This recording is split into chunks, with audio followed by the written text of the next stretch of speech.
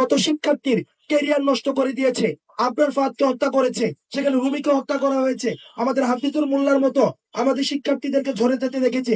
আমাদের এই বিশ্ববিদ্যালয়ে যে আমাদের যে মধ্যবর্তী শিক্ষার্থীরা আসে, যেখানে উন্মুক্ত আমাদের কথা বলার এখানে একটা পরিবেশ হওয়া উচিত, সেই পরিবেশের প্রেসক্রিপশনটা যখন আমার মাদার পার্টি বেঁধে দেয়, সেখানে কখনোই এখানে ছাত্রদের প্রতিনিধি এবং ছাত্রদের আশা আকাঙ্ক্ষার প্রতিফলন কখনোই ঘটতে পারে না। জাতীয় স্বার্থকে উপেক্ষা করে এবং পরবর্তীতে পদ পাওয়ার জন্য ছাত্রদের পক্ষে কথা বলা থেকে আমি বিরত থাকবো এবং আমি না দেখেই এই বিষয়ে চুপ করে থাকবো। এটাই ছিল আমাদের দেশের ছাত্র রাজনীতির দীর্ঘ যে সংস্কৃতি, এই সংস্কৃতি অর্থাৎ আমরা কিভাবে নেতা তুষ্টি করতে হয়, কিভাবে সাংগঠনিক যারা আমাদের প্রিয় অভিভাবক, যারা মুদির ক্যান্টিনে প্রত্যেক দিন থাকেন, তাদেরকে কিভাবে খুশি করতে হয়, ছাত্রদের পক্ষে কথা না বলে তাদের পক্ষে কথা বলতে হবে। Double million offer Walton fridge কিনে পেতে পারেন 20 লক্ষ টাকা, রয়েছে কোটি কোটি টাকার নিশ্চিত উপহার। অর্থাৎ আমার মাদার পার্টির প্রেসক্রিপশন নিয়ে মাদার পার্টি যদি আমাকে অ্যালাউ করে যে তুমি 3 ভলিউমে কথা বলবা, তাহলে 3 ভলিউম, তোমাকে আমি একটু 5 ভলিউম দিলাম, 5 ভলিউম। অর্থাৎ নাটাই, অর্থাৎ ঘুরি ঘুরার যে নাটাইটা, এই নাটাইটা সবসময় ধানমন্ডি 32-এ অথবা পল্টনে অথবা সামোয়ার ইন ঢাকা। আজকে এই পরিস্থিতি দাঁড়িয়ে আজকে হচ্ছে আমাদের গণ অভ্যুত্থান পরিবর্তী ছাত্র রাজনীতি নিয়ে আমাদের কথা বলতে হচ্ছে।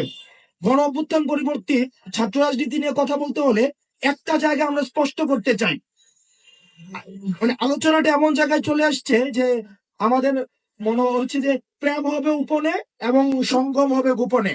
আমাদের একটা এই ধরনের থাকে যে ক্যাম্পাসে একটা মানে মোটামুটি একটা প্রবণতা চলে আসছে। আমরা আমাদের জায়গা থেকে একটা বিষয় স্পষ্ট করতে চাই, আমাদের যে অবস্থানটা সেটা হচ্ছে অবশ্যই অবশ্যই ছাত্র রাজনীতি থাকতে হবে, অবশ্যই ছাত্র রাজনীতি থাকতে হবে। আবার আজকে যে বিষয়টা আমরা দেখবো বিদ্যমান ছাত্র রাজনীতিটা কেমন ছিল। বিদ্যমান ছাত্র রাজনীতিটা দেখেন, 2016 সালে একটা ছেলে ঢাকা বিশ্ববিদ্যালয়ে আসে, এখন সে 3 ফুট মাটির নিচে আছে এবং তার অবস্থান হয়েছে কবরস্থানে। কথা বলছি হাফিজ মোল্লার কথা। এই হাফিজ মোল্লার অপরাধটা কি ছিল? হাফিজ মোল্লার অপরাধ ছিল সে বিদ্যমান দলীয় যে ছাত্র রাজনীতি, ছাত্রলীগীয় যে ছাত্র রাজনীতি, এই ছাত্রলীগীয় ছাত্র রাজনীতির যে এটি কালচার গ্যাস্ট্রোমে থেকে, এবং সেখানে একটি ছাত্রলীগের যে সিট সংকটটি তৈরি করেছিল, এই সিট সংকটের কারণে তার অবস্থান হয় বারান্দায়, এবং বারান্দায় এই শীতের রাতে সে হচ্ছে ধুকে ধুকে মৃত্যুর কোলে হচ্ছে হেলে পড়েছিল। আপনি দেখেন এই যে বিশ্ববিদ্যালয়ে আমাদের ছাত্র রাজনীতি স্বরূপটা কি, একটা বিশ্ববিদ্যালয়ের কাজ কি? জনগণের খয়রাতের পয়সায় এই বিশ্ববিদ্যালয়গুলো পরিচালিত হয়, জনগণের খয়রাতের পয়সায়।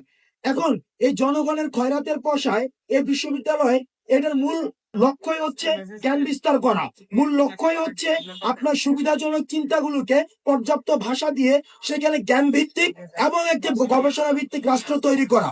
কিন্তু বিদ্যমান যে ছাত্র রাজনীতি রয়েছে, দলীয় যে ছাত্র রাজনীতি রয়েছে, এই দলীয় ছাত্র রাজনীতি আপনাকে কি করেছে? আপনাকে প্রতিদিন ক্লাস ফিস দিয়ে মধুর ক্যান্টিনে এসে উমুক ভাই রাজপথ ছাড়ি নাই, উমুক ভাই ভয় নাই, নেতা তোমার ভয় নাই, রাজপথ ছাড়ি নাই বলে আপনাকে মধুর ক্যান্টিনে আসতে বাধ্য করেছে।